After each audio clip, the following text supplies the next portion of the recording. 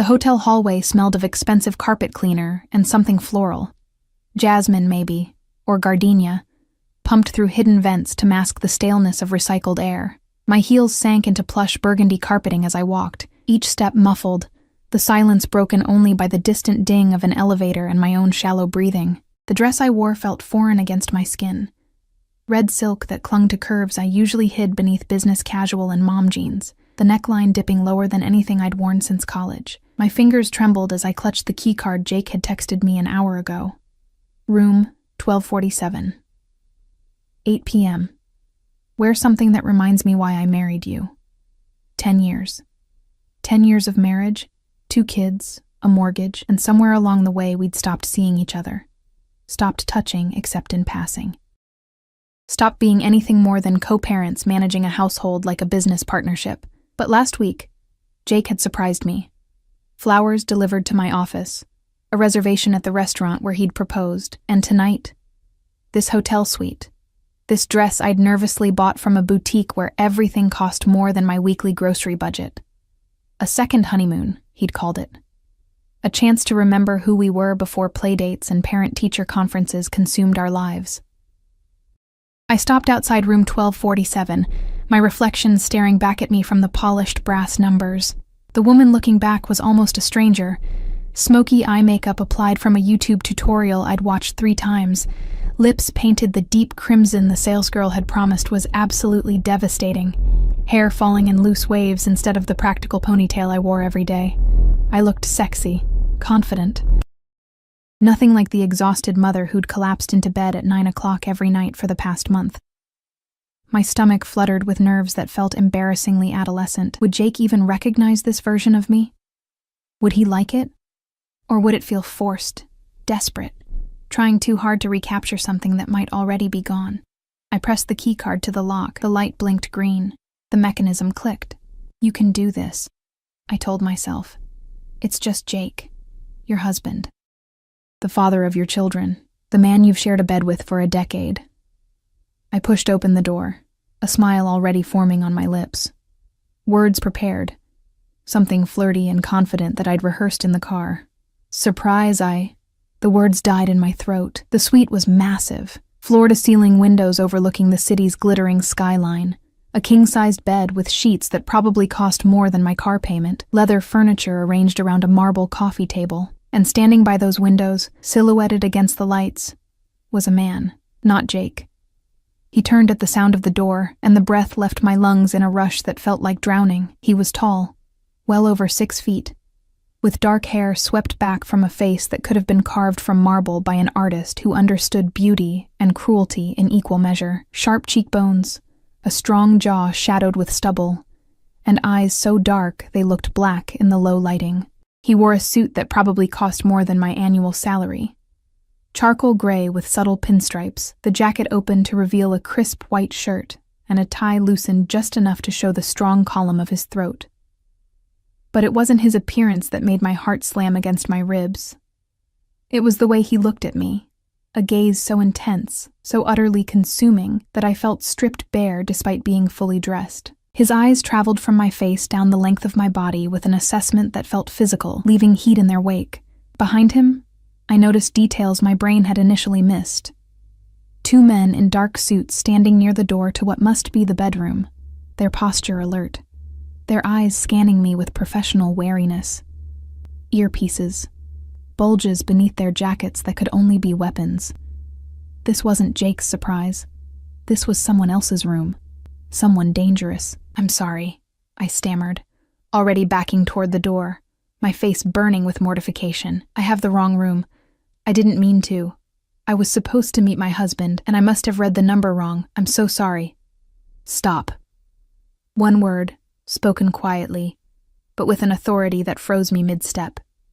He moved away from the window with a predatory grace that made my mouth go dry. Each step was measured, deliberate, closing the distance between us, while I stood paralyzed, like prey, caught in a spotlight. The scent of him reached me first.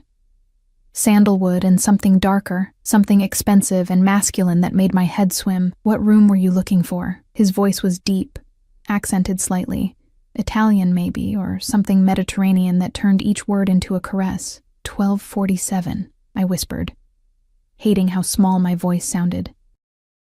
His lips curved into something that wasn't quite a smile. This is 1247.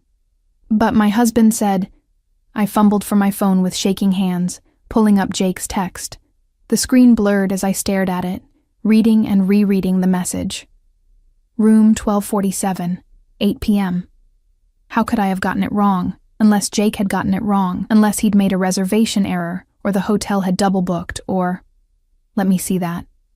The man's hand extended toward my phone, and I noticed details I'd missed in my panic. A heavy silver ring on his right hand, scars along his knuckles that spoke of violence, perfectly manicured nails that somehow made the scars more menacing. I should have refused.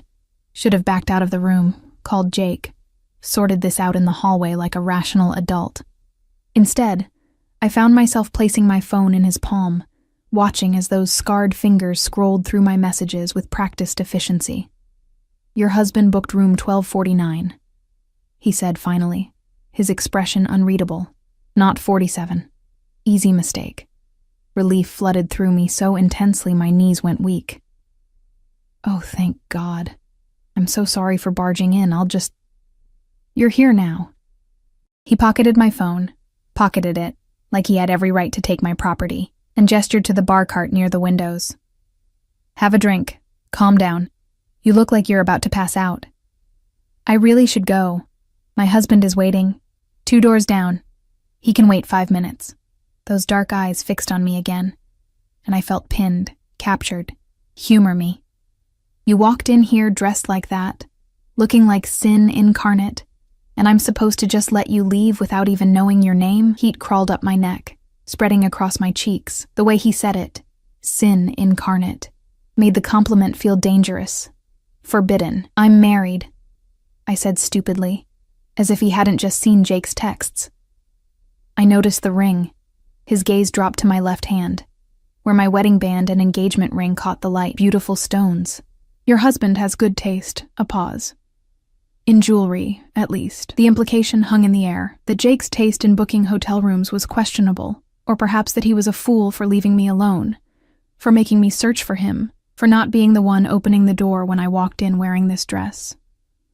One of the bodyguards shifted, a subtle movement that drew my attention. The man, this stranger who'd stolen my phone and was now pouring amber liquid into crystal glasses, noticed my glance. Marco, Luca, wait in the bedroom, he commanded without turning around. Give the lady some privacy. They moved immediately, disappearing through the door with the synchronized efficiency of people who'd followed orders their entire lives. The click of the door closing felt ominous, final. I was alone with him. I don't even know your name, I said, then immediately regretted it. Why did that matter? Why was I still standing here instead of fleeing? He handed me a glass, his fingers brushing mine in a touch that sent electricity racing up my arm. Dante. He raised his own glass in a mock toast. And you are? Sarah. The name escaped before I could think better of it. Before I could lie, give him a fake name, maintain some protection of anonymity. Sarah. He repeated it like he was tasting it, rolling it around on his tongue. Beautiful name, classic. Suits you better than that dress, though the dress... His eyes traveled over me again, slower this time. Thorough. The dress is magnificent. Your husband is a lucky man. I took a sip of the whiskey, because I needed something to do with my hands, needed the burn of alcohol to ground me, and nearly choked. It was smooth and expensive, and nothing like the cheap wine Jake and I bought for special occasions. You're Italian, I observed, grasping for conversation, for normalcy, for anything to explain why I was still standing in a stranger's hotel suite drinking his whiskey. Among other things, he moved to the window, looking out at the city below. You're nervous. I make you nervous. You have armed guards in your bedroom, and you stole my phone. Of course I'm nervous. His laugh was low and rich, genuinely amused. Fair point. But I think it's more than that. I think you're nervous because you felt something when you walked through that door. Something you weren't expecting. I felt embarrassed, I shot back. draining half my glass for courage. I felt stupid for getting the room number wrong. Liar. He turned back to face me, setting his own glass down with careful precision. You felt what I felt. Recognition. Like we'd been waiting for each other, and you just walked into the wrong room at exactly the right time. My heart hammered against my ribs. That's insane. I don't even know you. No, he agreed, moving closer again. But you want to. I can see it in your eyes. Curiosity and fear and something else. Something that's making you stay when you should have run the moment you realized your mistake. He was close enough now that I could feel the heat radiating from his body, could see flecks of amber in those dark eyes, could count the individual beats of the pulse in his throat. My own pulse raced to match it, a rhythm that felt primal, dangerous. I love my husband, I said, but it sounded weak even to my own ears. I'm sure you do. His hand rose and I froze as his fingers traced the line of my jaw with infinite gentleness. But when's the last time he looked at you the way I'm looking at you right now? When's the last time you felt beautiful instead of just necessary? The words struck something deep inside me, some wounded place I'd been ignoring for years. Tears pricked my eyes, and I stepped back, breaking the contact that felt too intimate, too raw. I need to go, I whispered. Yes, he agreed. You do. Your husband is waiting. Your life is waiting. But before you go, he pulled out my phone, scrolling through it with an ease that should have alarmed me. His thumbs moved across the screen, typing something I couldn't see. There. Now you have my number. Why would I need... Because you're going to call me. He pressed the phone into my palm, his hand lingering over mine. Maybe not tonight. Maybe not even this week, but eventually. You're going to wonder what would have happened if you'd stayed. If you'd let yourself feel what you felt walking through that door, and when that wondering becomes unbearable, you'll call. I won't. But even as I said it, I felt the lie coating my tongue. We'll see. He opened the door for me, ever the gentleman despite the guards and guns and danger that clung to him like cologne. Room 1249, your husband is waiting. Go be the perfect wife. Pretend tonight was just a mistake. I walked past him on unsteady legs, my whole body trembling with adrenaline and something far more dangerous. In the hallway, I paused, looking back at him framed in the doorway. This beautiful, terrifying stranger who'd somehow seen straight through me in a matter of minutes. Dante? Yes, Bella? Who are you? Really? His smile was sharp as broken glass. Someone who always gets what he wants. And Sarah? He paused, his eyes holding mine with an intensity that stole my breath. I want you. The door closed. I stood in the empty hallway, my heart racing, my body flushed with heat that had nothing to do with embarrassment and everything to do with the way he'd looked at me. Like I was precious, dangerous, worth pursuing. My phone buzzed in my hand, a text from Jake. Where are you? I'm starving. I looked at the closed door of room 1247, then at room 1249 just 2 doors down. My husband. My life. Everything safe and known and comfortable. And behind me, a stranger who'd somehow made me feel more alive in 10 minutes than I'd felt in 10 years. I walked to room 1249, used the keycard Jake had sent, and stepped inside to find him lounging on the bed in his work clothes, scrolling through his phone, barely looking up as I entered. Finally, he said, not even commenting on my dress. Order room service? I'm exhausted. I smiled, nodded, pretended my hands weren't shaking. Pretended I couldn't still feel Dante's touch burning against my skin like a brand. The room service arrived 40 minutes later. Overpriced steaks that Jake barely tasted while he complained about a client meeting that had run long. I pushed food around my plate, nodding at appropriate intervals, my mind 2 doors down where a dangerous man with dark eyes had somehow seen into the parts of me I'd forgotten existed. Jake didn't notice the dress, not really. He'd glanced up when I walked in, said something about me looking nice, then returned his attention to his phone, firing off emails while I stood there feeling ridiculous and overdressed and painfully invisible. We had sex that night because that was the point of this expensive hotel suite, this carefully planned evening. It was perfunctory, familiar, over in 15 minutes with Jake falling asleep immediately after while I stared at the ceiling, feeling emptier than before. My phone sat on the nightstand, dark and silent. I knew if I opened it, I'd find Dante's number. I knew I should delete it, block it, pretend tonight had never happened. I didn't touch it, but I didn't delete it either. 3 days passed. 3 days of normalcy. School drop-offs and grocery shopping and parent-teacher conferences where my daughter's teacher praised her math scores while I smiled and nodded and felt like I was living someone else's life. Jake worked late 2 nights in a row, texting that he'd grab dinner at the office, coming home after the kids were asleep to collapse into bed without conversation. On the 4th day, my phone buzzed while I was loading the dishwasher. Unknown number. My heart stopped before logic kicked in. It could be anyone. The dentist's office? A spam call? Anything. But I knew. God help me. I knew. Did you delete my number? My hands shook, soap suds dripping onto the screen as I stared at those 5 words. I should ignore it. Should block him right now, this minute, before whatever this was went any further. Instead, I typed back. I should have. 3 dots appeared immediately. He was waiting. Had been waiting for me to respond, but you didn't. Why? Because I couldn't. Because every time I closed my eyes, I saw the way he'd looked at me. Not like a tired mother or an overlooked wife, but like something precious and powerful and worth pursuing. Because Jake had barely glanced at the dress I'd spent 2 hours getting ready in, and this stranger had made me feel beautiful with a single look. I typed and deleted 6 different responses before settling on, "This is a bad idea. The best things usually are. Have lunch with me. I'm married. I'm aware. Lunch, Sarah. 1 hour. Public place. No guards. No danger. Just conversation. Why? Because I haven't stopped thinking about you since you walked through my door wearing that red dress. Because I want to know everything about you. Your favorite color. What makes you laugh.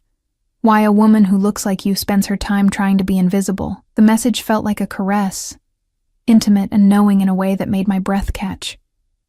No one had wanted to know those things about me in years.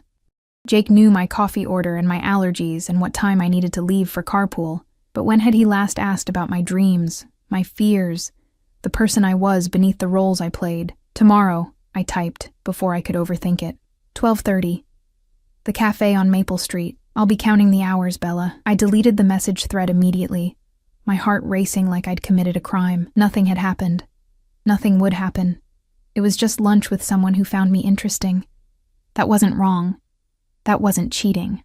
The lies tasted bitter on my tongue. The cafe was crowded with the lunch rush. Business people in suits, college students hunched over laptops, mothers with strollers navigating between tables. Safe, public, nothing could happen here. I'd dressed carefully, not the red dress, obviously, but nicer than my usual yoga pants and oversized sweater. Dark jeans that actually fit, a cream-colored blouse, minimal makeup. Casual, but not sloppy. Like I'd made an effort, but not too much of one. Who was I kidding? Every choice had been deliberate, calculated to look effortlessly attractive. Dante arrived exactly on time, and the cafe seemed to shift around him. Conversations paused. Women glanced up from their phones. He commanded attention without trying, his presence filling the space like gravity warping around a star. He wore dark jeans and a black sweater that probably cost more than my mortgage payment, his hair slightly tousled like he'd run his hands through it. No guards that I could see, though I suspected they were nearby, watching from positions I wouldn't notice. His eyes found mine immediately across the crowded room, and that same electric current from the hotel suite sparked to life between us. "Sarah." He said my name like a prayer as he approached, not touching me, but standing close enough that I could smell his cologne, that same sandalwood scent that had haunted my dreams.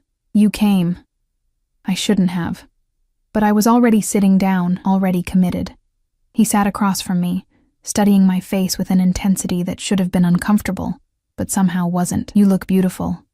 Different from the hotel, more guarded, but still beautiful." Heat crept up my neck. "You don't have to. I never say things I don't mean." He signaled the waitress with a subtle gesture that had her hurrying over immediately. "What would you like?" I ordered a salad I had no intention of eating. my stomach too twisted with nerves. He ordered espresso and nothing else, his attention never wavering from me. "Tell me about yourself," he said once the waitress left. "The real you, not the version you show the world. There's not much to tell.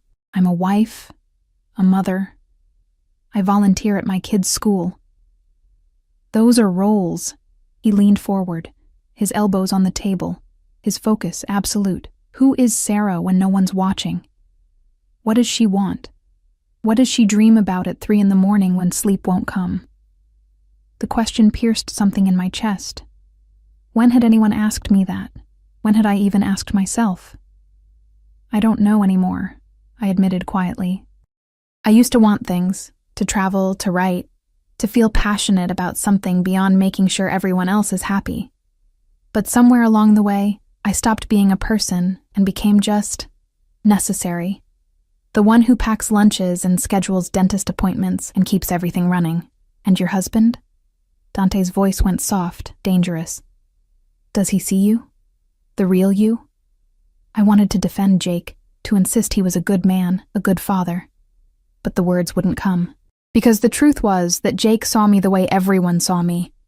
As a function, not a person. The wife who managed the household. The mother who solved problems. Never just Sarah. "He loves me," I said instead. "That's not what I asked." Dante's hand moved across the table, his fingers stopping just short of mine. Not touching, but close enough that I could feel the heat of his skin. "I asked if he sees you." "No," I whispered. "He doesn't." "Then he's a fool." His pinky finger extended, barely brushing against mine. Such a small touch, meaningless to anyone watching. But it sent fire racing through my veins. "Because I see you, Sarah. I see a woman who's forgotten she's allowed to want things, who's convinced herself that being needed is the same as being valued." Tears pricked my eyes, and I blinked them back furiously. "You don't know me. You don't know anything about my life. I know you walked into that hotel room expecting your husband to see you, really see you, for the first time in years. I know he didn't even comment on your dress. I know you're sitting here with me instead of running, because part of you is desperate for someone to notice you exist. Stop." My voice broke. "Please stop." He did, leaning back, giving me space to breathe. The waitress brought our orders, and I stared at my salad like it held answers. "I'm sorry," Dante said after a long moment. That was too much, too fast. I have a habit of being direct. "It's okay." I forced myself to meet his eyes. "You're not wrong about any of it. But that doesn't change the fact that I'm married. I have children, I have a life. And you're miserable in it. I'm not..." But the lie died before it fully formed. "It's not that simple. It could be." He pulled out his phone, scrolled through something, then showed me the screen. Photos of a villa on the Mediterranean. White stone and blue water, and flowers spilling over terraces. "I own this property in Santorini, empty most of the year. 3 bedrooms, private beach, staff who know how to be invisible." My heart hammered. "Why are you showing me this?" "Because I want to take you there. Want to spend a week watching you remember how to smile without guilt, how to sleep past dawn, how to be Sarah instead of somebody's wife or mother." His eyes held mine. 1 week. No expectations beyond conversation and sunlight and letting yourself breathe. That's insane. I can't just... I have responsibilities, children in school, a husband.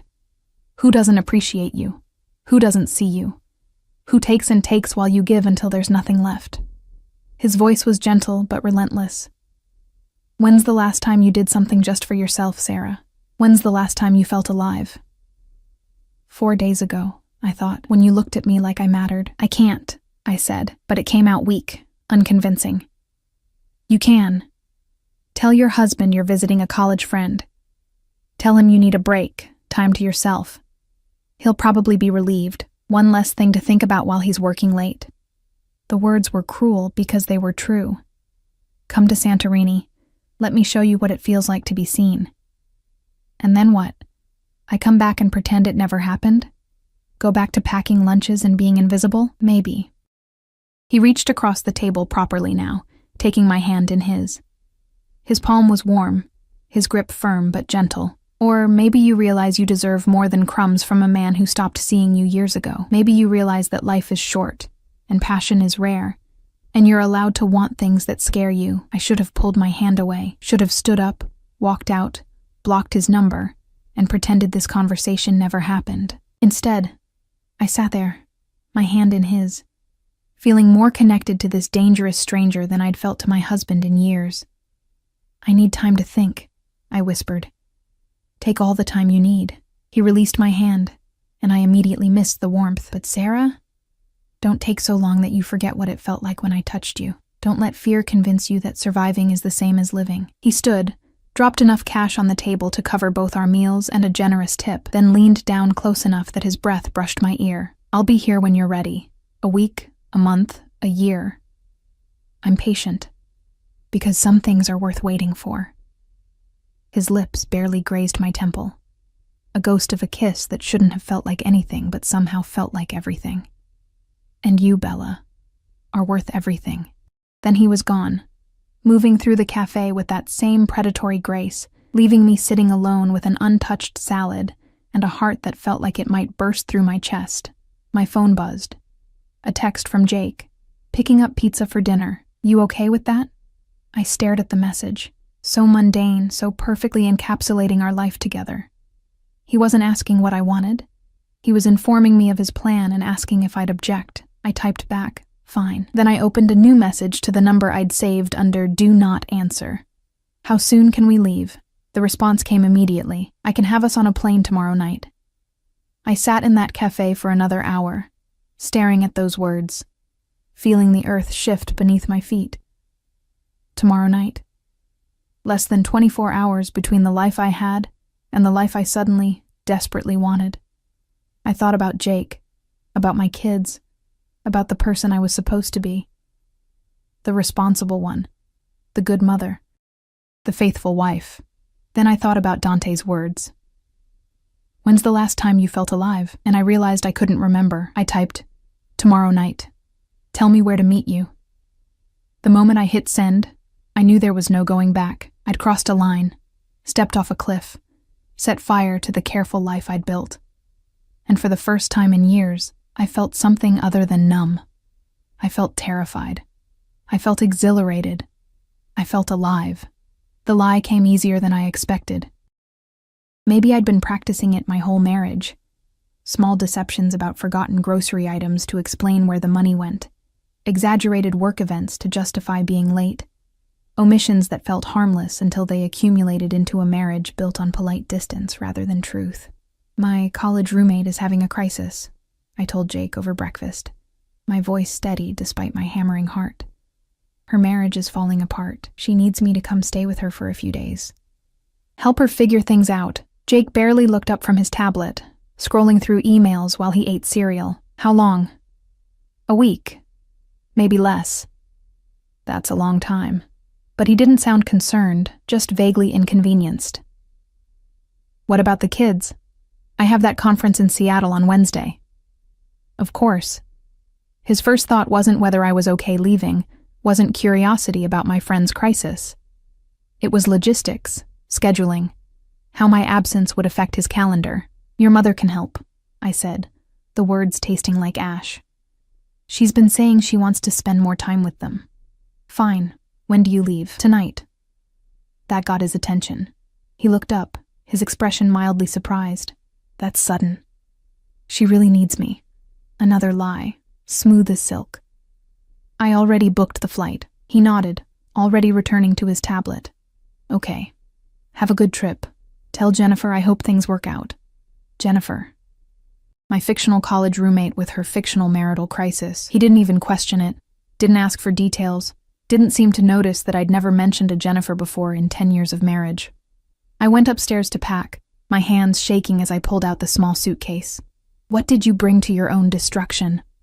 To the moment you burned down your life and watched it turn to ash? Sundresses.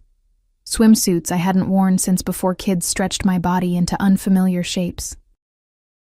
The red dress from the hotel, folded carefully between layers of tissue paper like something precious. Lingerie that still had tags on it from a shopping trip months ago where I'd convinced myself I'd surprise Jake. then lost my nerve and shoved them in the back of my drawer. My phone buzzed. Dante's number, though he was saved in my contacts now as Alex Jim in case Jake ever looked. Private airfield, Hangar 7, 8 p.m., Packlight. I'll have anything else you need waiting. Of course he had a private plane. Of course this man who commanded rooms with a glance and had bodyguards and looked at me like I was something rare and precious would have his own jet. I was so far out of my depth, I couldn't even see the surface anymore. What should I tell people if they ask where I'm going? You're visiting a friend. That's all anyone needs to know. Sarah, are you having second thoughts? Was I? Every rational part of my brain screamed yes. Screamed that this was insane, that I was throwing away my marriage and my family and my entire life for a man I'd met once, for a stranger who made me feel things that terrified and thrilled me in equal measure. But another part, a part I'd silenced for so long I'd forgotten it existed, whispered, "When did you stop mattering? When did you become just a supporting character in everyone else's story?" "No second thoughts," I typed. "I'll be there." "Good. Because I've been thinking about you in that red dress for 4 days straight. And if you back out now, I might lose my mind entirely." Heat flooded through me, pooling low in my belly. Jake hadn't thought about me at all, probably. But Dante, dangerous, complicated Dante, had been thinking about me, wanting me, seeing me. "Is that all you think about?" I typed, feeling bold, reckless. "Bella, that dress is the least of what I think about, but we'll have plenty of time to discuss my thoughts." All week, without interruption.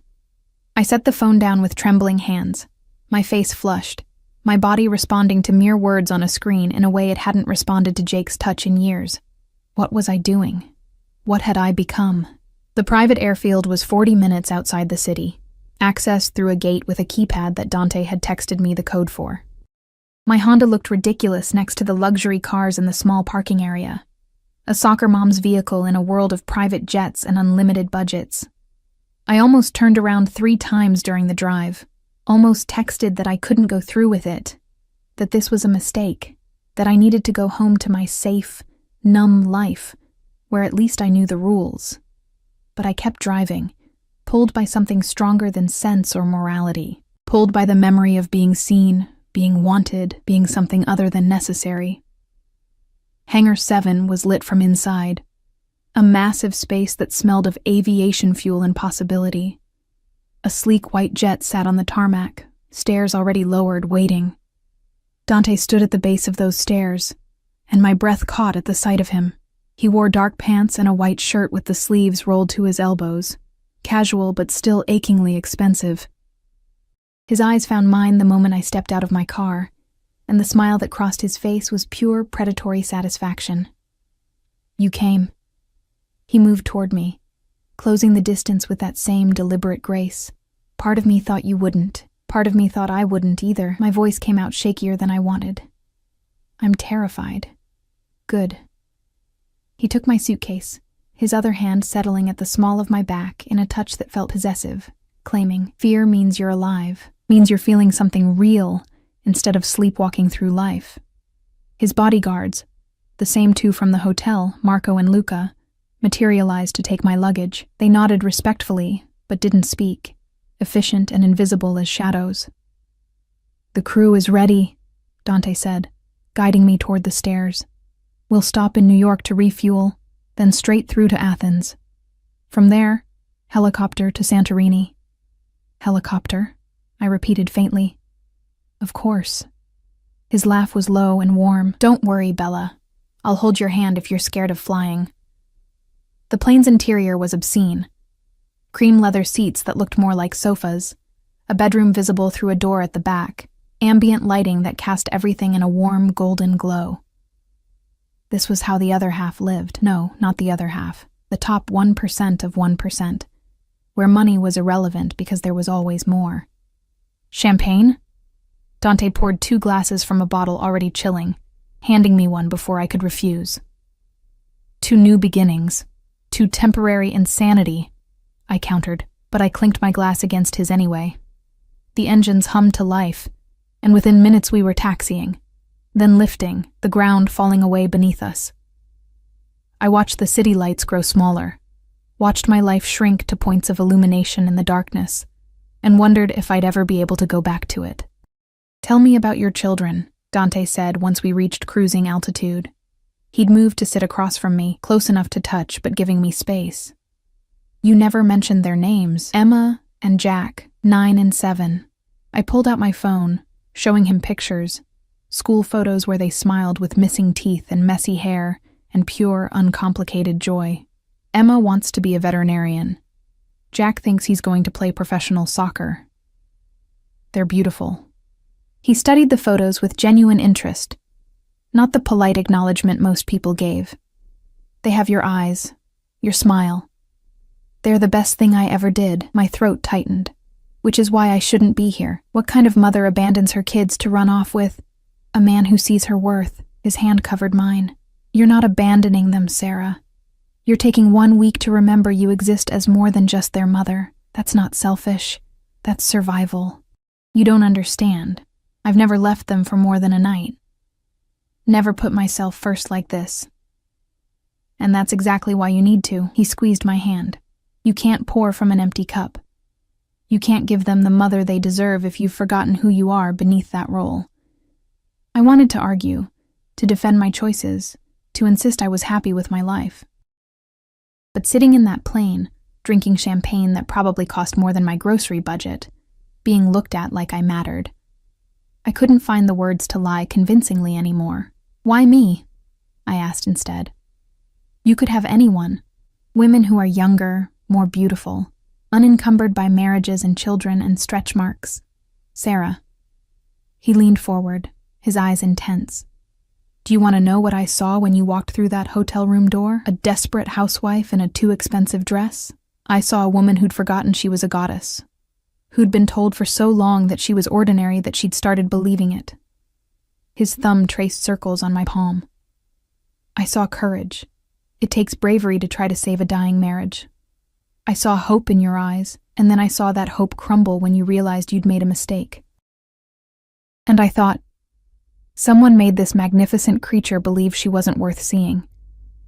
Tears burned down my cheeks. "Stop. Please. I can't. Because I've spent 4 days unable to think about anything but you. About making you smile without guilt. About watching you remember what it feels like to be cherished instead of tolerated." He wiped my tears with his thumbs, cupping my face with a gentleness that contradicted everything dangerous about him. "I want to show you what it's like to be worshipped, Sarah. Will you let me?" I should have said no, should have pulled away, demanded we turn the plane around, clung to the safety of my predictable life. Instead, I leaned into his touch, letting myself be held by this beautiful, dangerous man who'd somehow seen through every wall I'd built. "Yes," I whispered. "God help me. Yes." He kissed me then. Not the urgent, desperate kiss I expected, but something slower, deeper, more devastating. He kissed me like we had all the time in the world, like I was precious, like every second of this kiss mattered more than breathing. When we finally broke apart, both gasping, his forehead rested against mine. "That dress," he murmured. "The red one. I want you to wear it for dinner tomorrow night.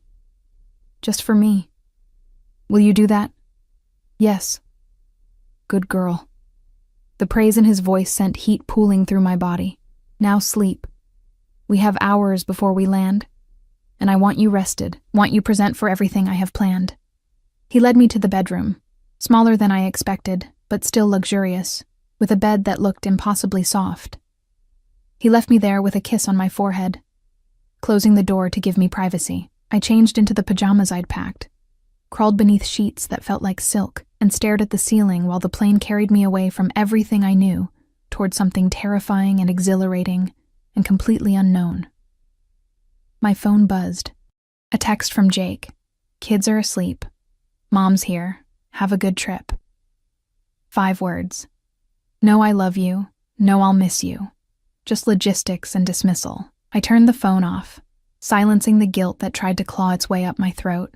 Then I closed my eyes and let myself imagine what it would feel like to be worshipped by a man who couldn't stop thinking about me. For the first time in years, I fell asleep smiling. Santorini was a dream rendered in white stone and impossible blue, the kind of beauty that belonged on postcards, not in real life.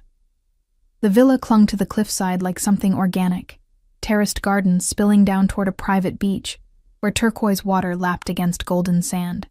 Everything was pristine, perfect, utterly surreal. I stood on the balcony of my room, my own room, Dante had been careful to point out, respecting boundaries I wasn't sure I wanted anymore, watching the sun climb higher over the Aegean. Behind me, the bed was a tangle of expensive linens I'd barely slept in, too wired with jet lag and anticipation and the surreal reality of where I was and what I'd done. I'd left my husband, left my children, flown across an ocean with a man I barely knew to a place so beautiful it felt fictional. And instead of guilt consuming me, I felt light. Dangerously, recklessly light, like I might float away if I wasn't careful. A knock at the door. "Sarah? Are you awake?" Dante's voice sent shivers racing across my skin. "Come in." He entered carrying a tray, coffee that smelled like heaven, fresh fruit, pastries that were still warm. He'd changed from his travel clothes into linen pants and a white shirt, unbuttoned enough to show his throat, his chest, the edge of what I'd suspected in the hotel. A tattoo that curved across his collarbone. "I thought you might be hungry." He set the tray on the small table near the balcony doors, his eyes traveling over me in my thin pajamas, with an appreciation that made me hyper-aware of my body. "Did you sleep?" "A little. It's so beautiful here I couldn't stop looking." "I know something more beautiful." He moved closer, and I caught that sandalwood scent mixed with the salt air, intoxicating. "You, with sunlight in your hair and that smile on your face. You should smile like that always." "I don't know how anymore. Not without it feeling fake. Then I'll teach you." His hand cupped my cheek, thumb brushing my lower lip. "Starting now. Eat breakfast. Then I'm taking you into town. There's a market, little shops, places where tourists take photos and pretend they're locals. We'll be anonymous there. Just two people enjoying a beautiful day. What about your guards? They'll keep their distance. I want you to feel free today, Sarah. No cage, no constraints. Just possibility. Freedom. When had I last felt free, not obligated, not responsible, not constantly managing everyone else's needs and expectations? "Okay," I breathed. "Show me." The town was a maze of narrow streets and whitewashed buildings, bougainvillea cascading in violent pinks and purples from every balcony. Tourists clogged the walkways, cameras clicking, voices rising in a dozen languages. Dante kept his hand at the small of my back as we navigated the crowds, possessive but protective, steering me away from jostling elbows and careless luggage. True to his word, Marco and Luca were invisible. I caught glimpses of them occasionally. A familiar face in a cafe window, a silhouette on a distant corner. But they maintained their distance, giving us the illusion of privacy. We browsed shops selling handmade jewelry and woven textiles, tourist traps with postcards and magnets emblazoned with Santorini in cheerful letters. Dante bought me things without asking. A delicate silver bracelet, a silk scarf in shades of ocean blue, a small painting of the sunset that the artist promised was original, one of a kind. "You don't have to buy me things," I protested as he handed over cash for the painting. "I want to." He tucked the wrapped canvas under his arm, his other hand finding mine, fingers lacing together like we'd done this 1,000 times. "I want to see you surrounded by beautiful things. Want to spoil you the way you should have been spoiled all along. This feels like a fantasy, like I'm going to wake up in my Honda outside that airfield and realize I never had the courage to get on the plane. If this is a fantasy, then we're both dreaming it." He pulled me into a narrow alley, pressing me gently against the sun-warmed stone, his body a wall of heat in front of me. And I have no intention of waking up. He kissed me there in that alley, with tourists passing by just meters away, with the Mediterranean sun beating down and the smell of grilling meat and fresh bread filling the air. He kissed me like I was oxygen, like he'd been holding his breath since we'd last touched. And I melted into him, letting myself feel everything I'd been suppressing. want and need, and the desperate hunger for someone to see me as more than a function. When we broke apart, both breathing hard, his eyes were dark with desire, barely restrained. "Tonight," he murmured against my lips. "Wear that red dress tonight. Let me see you the way you were meant to be seen." "And then what?" My voice came out husky, unfamiliar.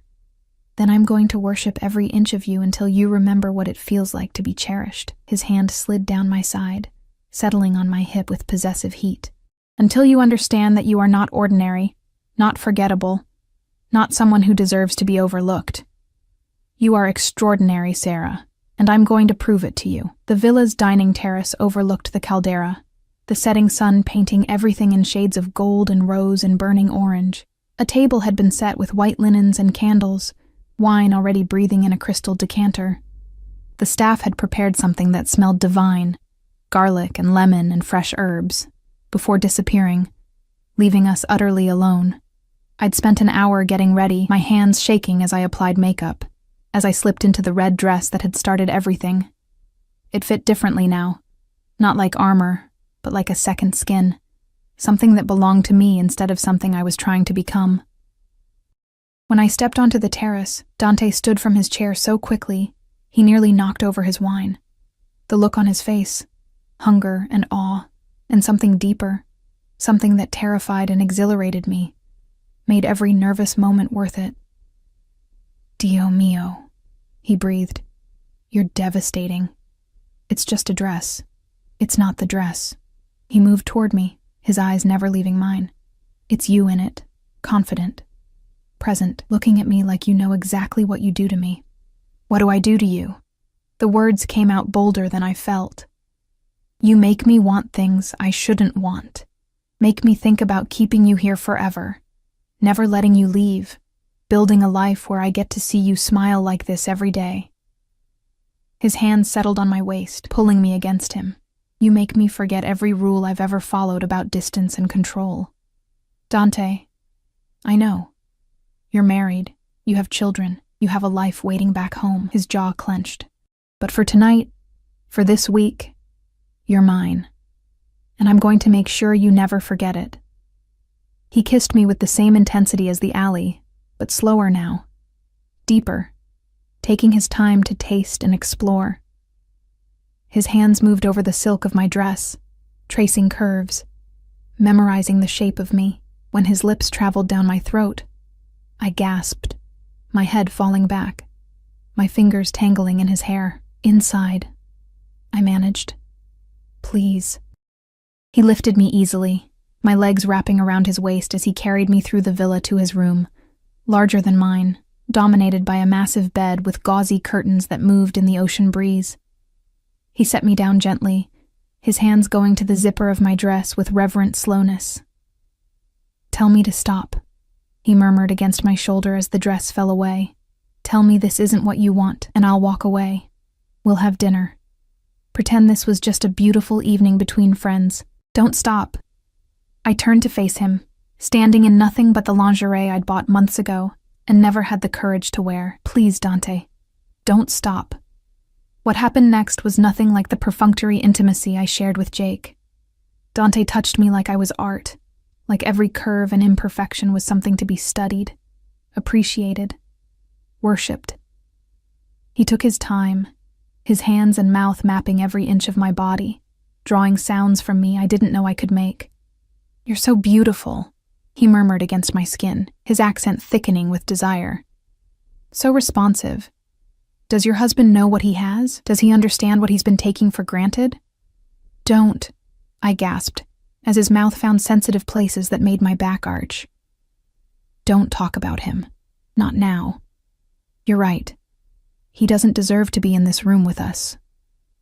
His eyes met mine, dark and intense. "Tonight there's only you and me. Nothing else exists." He made love to me with a focus that was almost overwhelming, his attention never wavering, his touch alternating between gentle and demanding in ways that drove me to the edge of sanity. When I finally shattered, crying out his name, he held me through it, his own control finally breaking as he followed me over that precipice. Afterward, we lay tangled in sheets damp with sweat, the ocean breeze cooling our flushed skin. His fingers traced lazy patterns on my bare shoulder, and I felt more content than I had in years. Maybe ever. "What are you thinking?" he asked quietly. That I should feel guilty, that I should be consumed with shame and regret. I turned to look at him. This beautiful, dangerous man who'd somehow become my entire world in less than a week. But I don't. Is that terrible?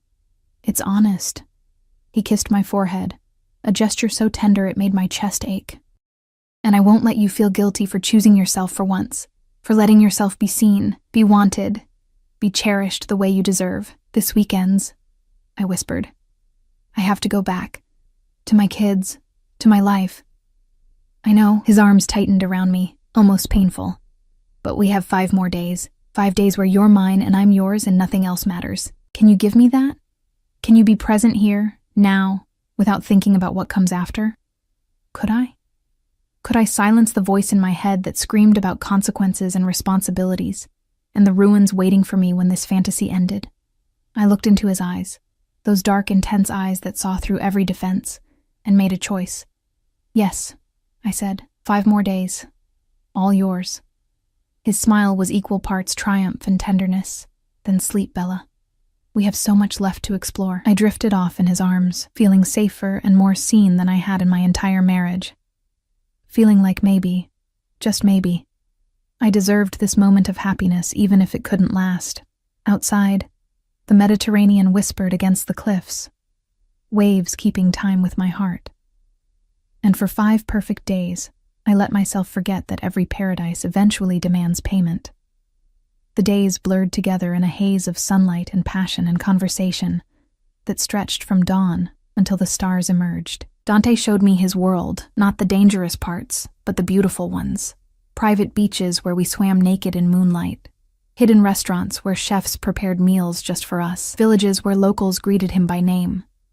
Their respect tinged with wariness that reminded me he was more than just a wealthy businessman. He told me about his childhood, growing up in Naples, losing his father to violence, learning to survive in a world where weakness meant death. He spoke of his sister who'd died young, of his mother who'd raised him alone, of the code he lived by that made brutal sense in the context of his world. "I'm not a good man, Sarah," he said one night, as we lay tangled together.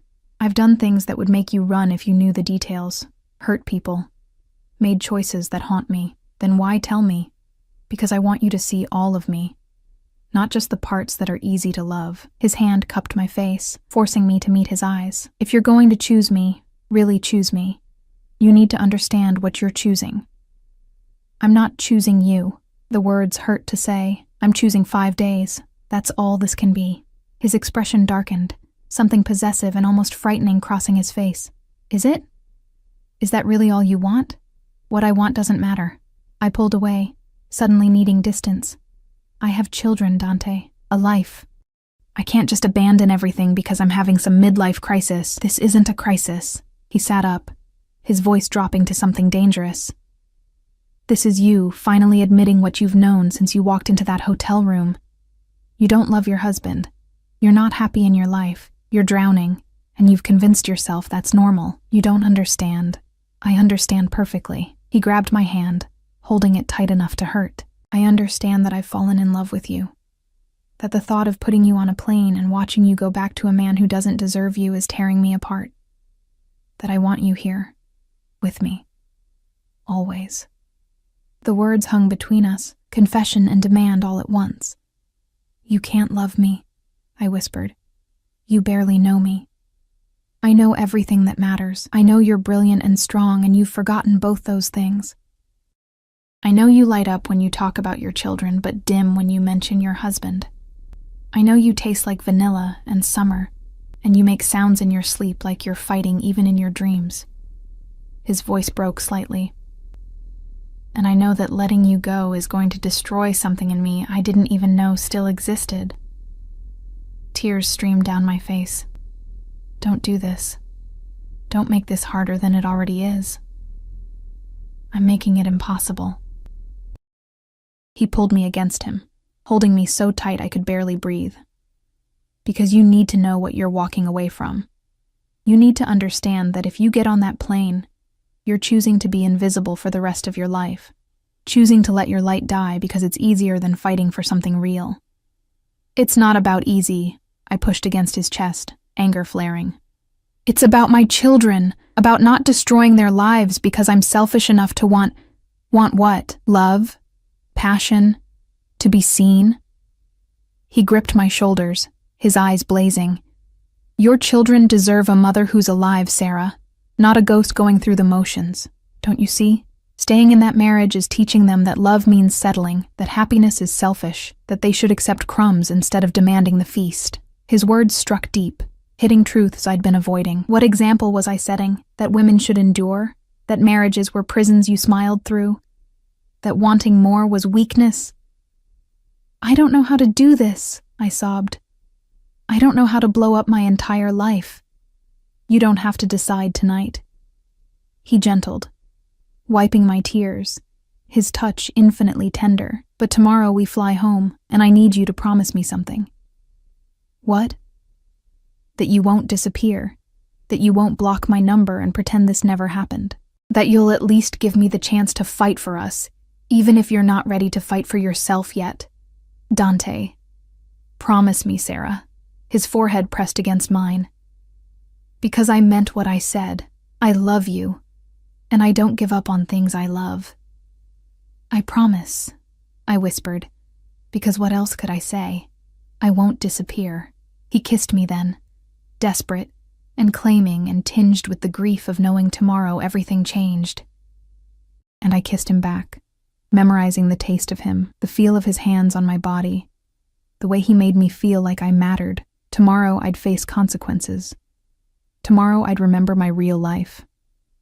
But tonight, our last night, I let myself be loved by a man who saw me, even if I couldn't let myself believe it could last. The flight home was silent, not the comfortable silence of lovers content in each other's presence, but the heavy quiet of people avoiding the inevitable conversation. Dante held my hand the entire time, his thumb tracing circles on my palm like he could somehow imprint himself on my skin, make me unable to forget. I didn't need the reminder. Every cell in my body had been permanently altered by the past week. I'd been remade, transformed from a woman who'd forgotten she existed into someone who'd tasted what it meant to be worshipped. Going back felt like voluntarily climbing into a coffin and pulling the lid shut. Come home with me, Dante said as the plane began its descent. Just for tonight. Let me hold you one more time before you go back to him. I can't. Jake thinks I'm flying in at 8. If I don't show up, he won't even notice you're gone. The bitterness in his voice was sharp enough to cut.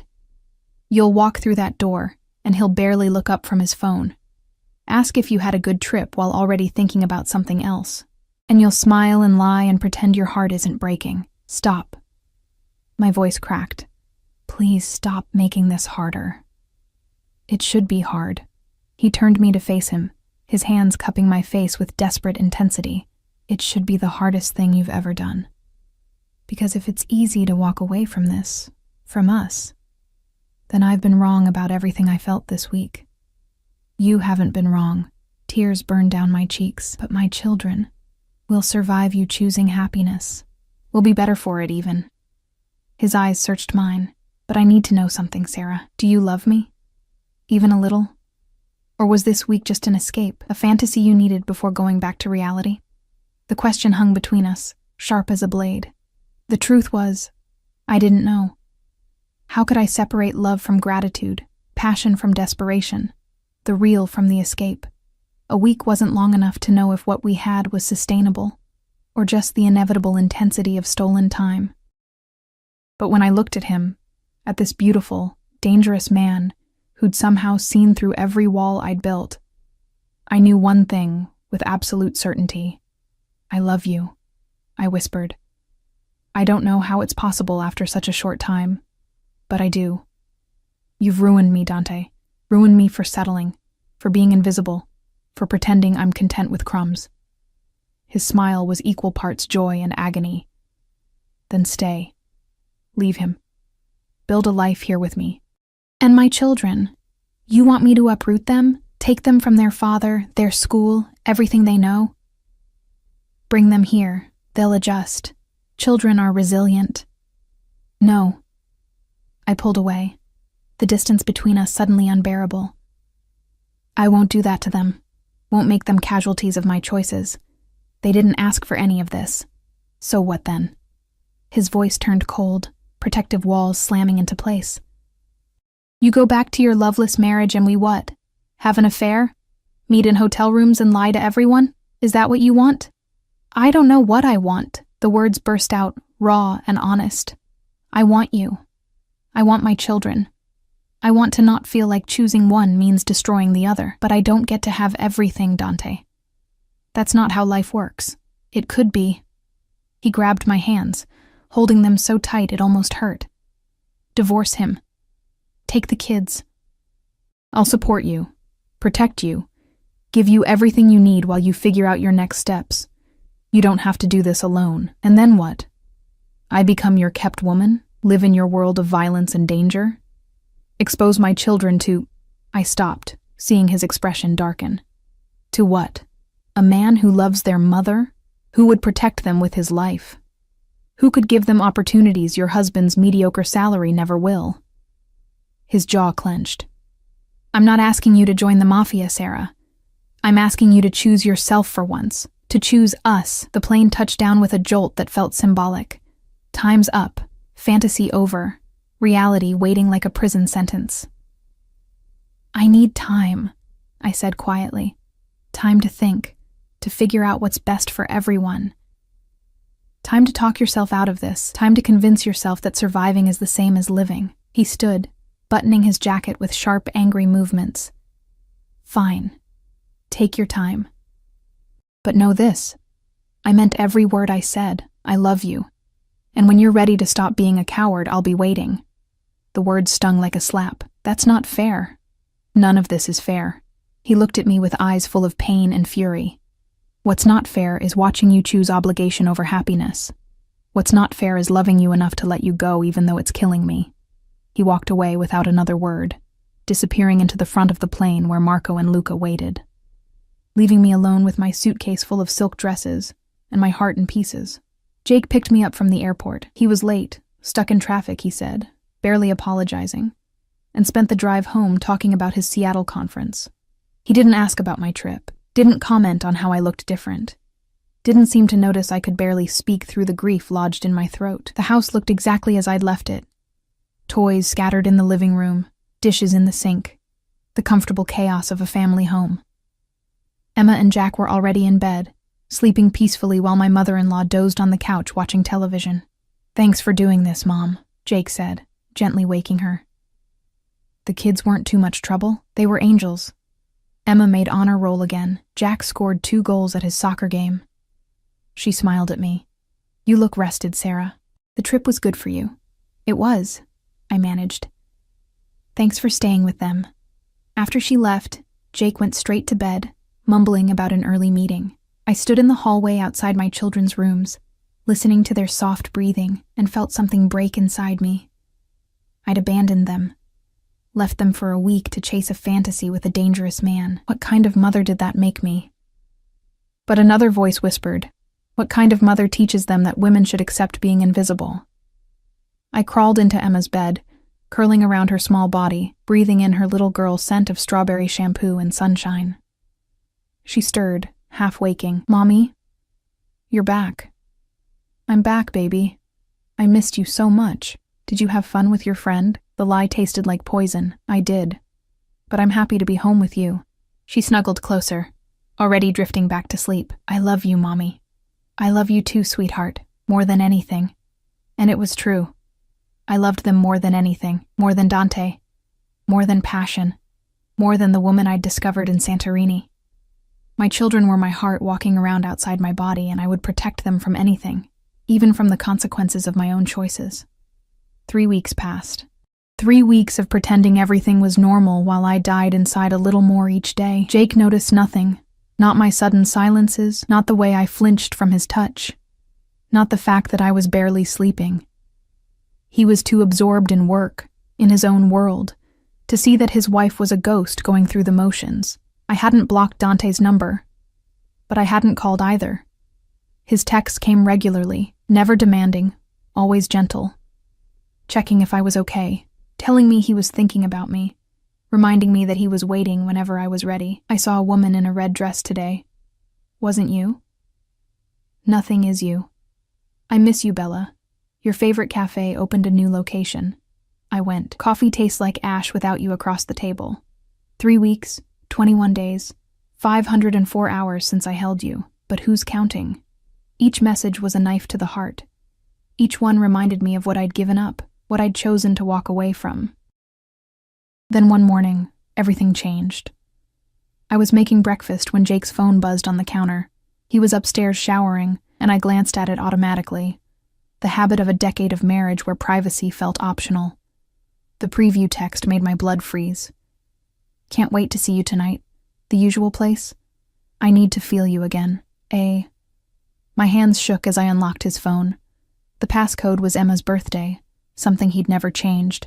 The message thread was extensive, months of texts. Arranging meetings. Explicit messages that made my stomach turn. Photos I couldn't unsee. Amanda. His assistant. The one he'd mentioned occasionally, always casually. Never enough to raise suspicion. They'd been sleeping together for 6 months. 6 months. While I'd been drowning in guilt over 1 week, while I'd been tearing myself apart for choosing happiness for 5 days, he'd been systematically betraying me. Lying. Manipulating. Probably laughing about his stupid wife who never suspected a thing. The phone slipped from my numb fingers, clattering on the tile. Jake appeared in the doorway, towel around his waist, and saw me standing there with his phone at my feet. Sarah. 6 months. My voice sounded far away, detached. You've been cheating on me for 6 months. He didn't even try to deny it, just ran his hand through his wet hair and sighed like I was being inconvenient. It's not what you think. What I think is that you're a cheating bastard who's been making me feel guilty for wanting to be seen while you were fucking your assistant in hotel rooms. Don't be dramatic. It's just sex. It doesn't mean anything. It means everything. The words exploded from me, years of suppressed rage finally breaking free. It means you've been lying to me. Using me. Taking everything I give while giving nothing back. It means this marriage is a sham and has been for years. So what do you want to do? He crossed his arms, defensive. Get divorced? Break up our family over some affair that doesn't even matter? You're damn right I want a divorce. The clarity was sudden, absolute. I want you out of this house. I want a lawyer. I want every text message, every receipt, every piece of evidence that you're a lying, cheating piece of... Careful, Sarah. His voice turned cold. You want to play that game? What about your trip 3 weeks ago? Think I didn't notice how you came back different? How you've been walking around like someone died? You think I'm stupid enough to believe you were really visiting some college friend? My heart stopped. What are you talking about? I'm talking about the private plane that flew out of the executive airport the night you left. The flight plan that showed Athens as the destination. The credit card I found in your purse from some boutique in Santorini. His smile was cruel. Who is he, Sarah? How long have you been whoring yourself out while I've been working to support this family? The hypocrisy was staggering. You're calling me a whore? You've been cheating for 6 months. And you cheated for a week. In Greece. With some rich asshole who probably has a wife and kids of his own. He stepped closer, menacing. So here's what's going to happen. We're going to forget about this, both of us. We're going to stay married for the kids' sake, and we're going to stop asking questions we don't want answers to. Understood? No. The word came out strong, certain. I'm done pretending, done being invisible, done teaching our children that this is what marriage looks like. You leave me, Sarah, and I'll make sure you never see those kids again. I'll paint you as an unfit mother who abandoned her family to sleep with criminals. Criminals. I laughed, the sound slightly unhinged. How did you... I had you followed, had someone look into your boyfriend. Dominic Caruso, known Mafia connections, multiple properties used for money laundering, suspected involvement in organized crime. Jake's expression was triumphant. Think any judge is going to give you custody when they find out you exposed our children to that world? The room spun. He'd had me followed, investigated Dante, known everything, and said nothing. keeping it as ammunition for exactly this moment. You bastard. Maybe. But I'm a bastard who's going to win, so sit down, shut up, and accept that your little vacation is over. This is your life, Sarah. Better learn to make peace with it. He walked away, leaving me standing in the kitchen with my shattered marriage, and my chest so tight I couldn't breathe. But this time, I didn't crumble. This time, I didn't accept his ultimatum and swallow my rage. This time, I pulled out my phone and called the one person who'd promised to fight for me. Dante answered on the first ring. Sarah, I need your help. My voice shook, but held. He knows about us. He's threatening to take my kids. And I can't do this alone anymore. You're not alone. His voice was steel wrapped in velvet. Give me the address. I'm coming to get you. Dante, he had us investigated. He knows everything. Your connections, your business. Good. Something dark and satisfied laced his tone. Then he knows exactly who he's threatening. He knows what happens to people who try to hurt what's mine. And you, Bella, you and those children, are mine to protect now. I'm scared. I know. But I'm not going to let him destroy you. Not today. Not ever. I heard movement in the background. Him already moving. Already planning. Pack a bag for you and the kids. Essential documents. Birth certificates, passports, anything important. Can you do that? Yes. Good girl. I'll be there in an hour. And Sarah? He paused. This ends today. All of it. The lying, the threats, the fear. Today you start fighting back. Are you ready? I thought about Emma and Jack sleeping upstairs. About the life I'd been living, the example I'd been setting. About the woman I'd discovered in Santorini who'd been buried under years of obligation and invisibility. I'm ready. Then I'm coming for you. Hold on just a little longer. Dante arrived with a lawyer. Not just any lawyer. A woman in her 50s who radiated competence and controlled fury as she listened to my story, reviewed Jake's texts, took notes with mechanical precision. He's already violated multiple laws, she said calmly. Having you followed without consent, threatening to use illegally obtained information in custody proceedings, coercion. We'll file for emergency custody and a restraining order this afternoon. By tomorrow, he won't be allowed within 100 feet of you or the children. But he said, judges won't give custody to someone involved with... I glanced at Dante, unable to finish.